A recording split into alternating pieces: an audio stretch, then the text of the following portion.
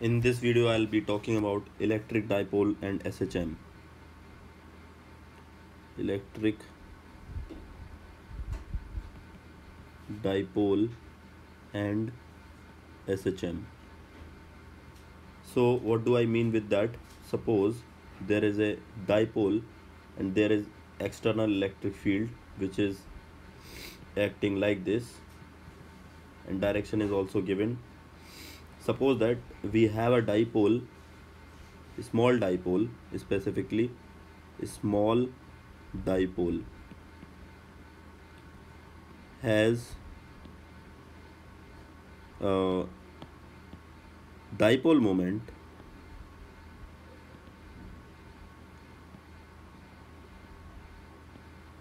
P, which is given to be Q into 2L. Okay, so suppose that I am again taking this is L only, that dipole has minus Q charge and plus Q charge. Okay, so this is minus Q and this is plus Q, are L distance apart in an external electric field.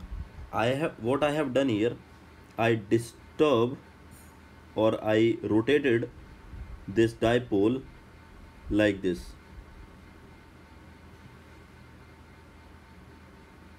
With certain angle theta, like this, as you can see. About it, common center of mass. So obviously common center of mass will be at L by 2.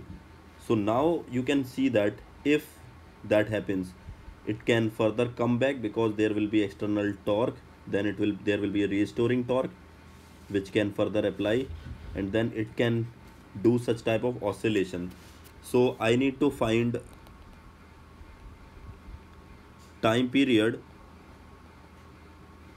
of small oscillations.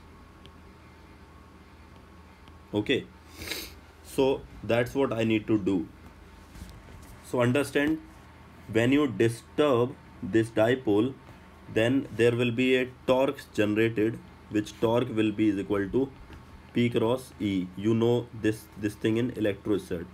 So I can write the magnitude part vector tau is equal to P cross E. So torque will be PE sin theta. Perfect. Now this is the torque. So restoring torque. So this is nothing else, restoring torque. Because when you disturb the equilibrium, of course, you understand, when you disturb the equilibrium, this is positive charge. So positive charge will act towards this direction, and because this is the negative charge, so negative force, this force will act in opposite direction. So now you can clearly see that there will be a restoring torque which will be generated in clockwise direction, right? And I was actually disturbing it in anti-clockwise direction. That means this is going to be torque restoring is PE sin theta. That means torque in angular SHM will become minus of restoring torque, which is minus PE sin theta. So now you will be understanding why I'm trying to do this, because I want to make this format torque is equal to minus C theta, because that is the situation of angular SHM.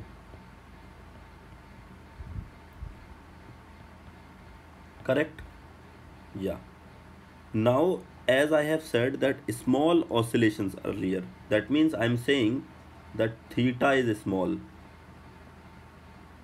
That means sin theta will be equal to theta only. That means I can replace this sin theta as theta, and if you do that, you get torque is equal to minus PE into theta. Correct? And then you can write it as torque is equal to minus PE into theta. Then you can compare this torque is equal to, that means this torque is proportional to minus theta. That means this is SHM, because this is the condition of SHM. You can compare, this is torque is equal to minus C theta, where C is the constant, right? So here I can say further what we can compare the values of torque. So if you compare, then minus PE will be equal to minus C. So C will be equal to PE. We know that in angular SHM, time period is given by 2 pi under root of I by C. Correct? Now suppose that if these dipoles are having mass m, charges are having mass m also simultaneously, then this will be the common center of mass by which they will be rotating. That means this point O. So I can find out the value of O. So if this length is L by 2, if this length is L by 2, then we can also say that IO will be ml square by 4 into 2 for 2. That means this will be ml square by 2. Though if you want to write answer in terms of I itself, that is pretty fine. If mass is not given, this will be I upon C. C was PE, right? Or else this will become T is equal to 2 pi under root of ml square by 2 PE. So both the answers are correct. This is the time period of the revolution. Okay, yeah. And there is another way of doing this. How? So as we have approached up to this point, that torque is equal to minus PE into theta. So from here I can write this torque is given by I into alpha, right? So we can write I into alpha is equal to minus PE into theta. So alpha can be written as PE upon I into theta. Now you can see that in SHM what happens, alpha is equal to minus omega square into theta. So basically this expression is saying alpha is proportional to minus theta.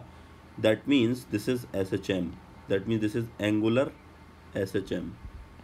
And if this is angular SHM, then I can say that this term can be compared. So omega minus omega square is minus PE upon I.